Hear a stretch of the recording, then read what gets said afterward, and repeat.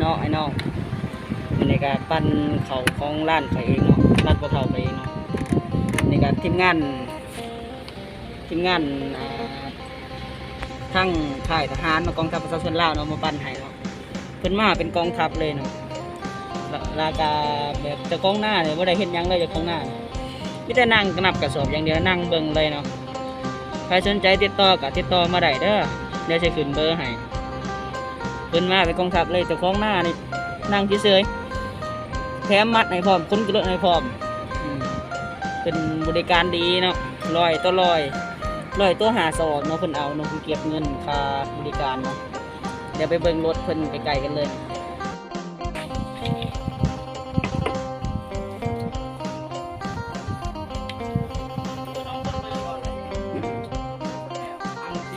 เรื่อยๆเริ่มมัดเลยเดี๋ยวมัดจบแล้วกองไว้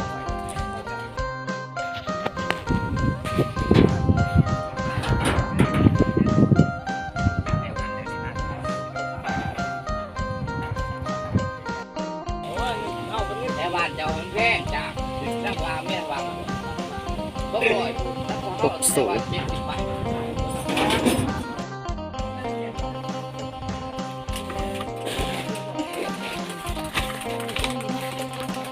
เล็กหาย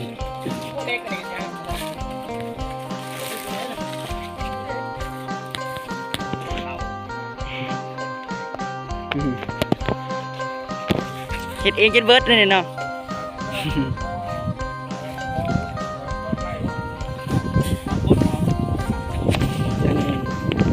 ถึงหมัดถึงคนเนาะแต่ของหน้าไม่ได้นั่งเบิ่ง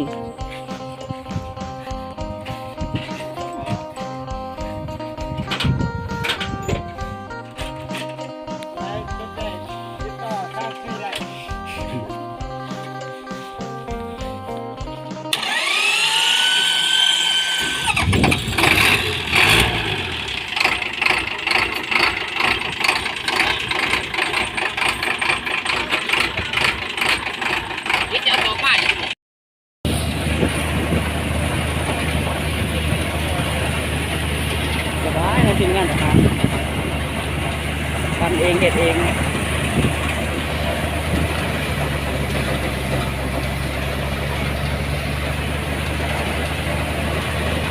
มาเป็นกองทัพ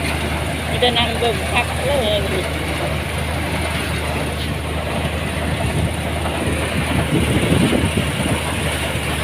เลือกคนพันใหญ่เลยจิ๊บแล้วแกไม่มีเรื่องเขากินเรือมากินเรือเลยบอกผมเป็นไม่เคยบอกเลยไอ้ยังเพื่อนอยู่แต่กัน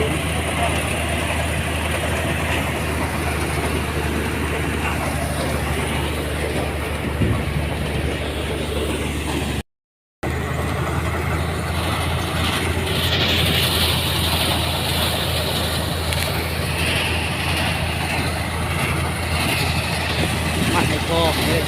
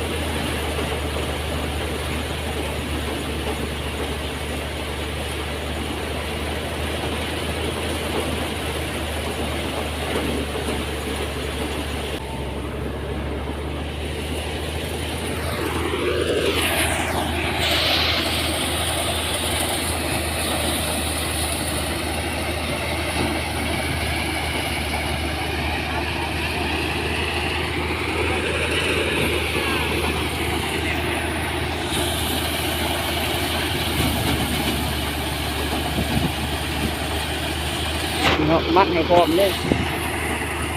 ที่งานนี่สุดยอดเลยยอดร้ายมาเป็นกองทัพเลยนะเรียบร้อยแล้วเขาข้าง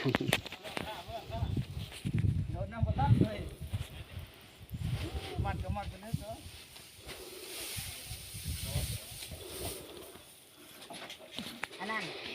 เจ้าเขาเมื่อหาทีอันนั้นใส่ใช้หนึ่งก่อนเอาไว้กล้องเท้ากลางเหมือนเก่าในที่ตรงขาเขาเอาเขาไปนั่งจะได้เละเทะนี่นั่งนอนข้างนอกข้างนุ่มเลยมันนักแข่งเลยนะมันยังไงไม่ใส่ตรงได้รถได้แจ็คสอพิษ 11 ศอก นักดีกว่า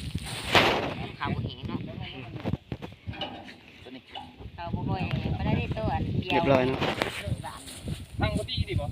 ข้าง นั่งก็ดีป่ะ ชดแขนเขาสำเร็จนะพี่น้องเสร็จสิ้นไปที่เรียบร้อยนะก็เดี๋ยวกำลังเตรียมตัวสิเมื่อนะกำลังลืมเอาในโลกได้ประมาณ2 ธงร่วมกันในประมาณ150เนาะ150 ศอกนี่เจ้ามาคนซอยขอบใจเวลาคือติดตามครับคนเขาคนแบบ ยี่ปีผม17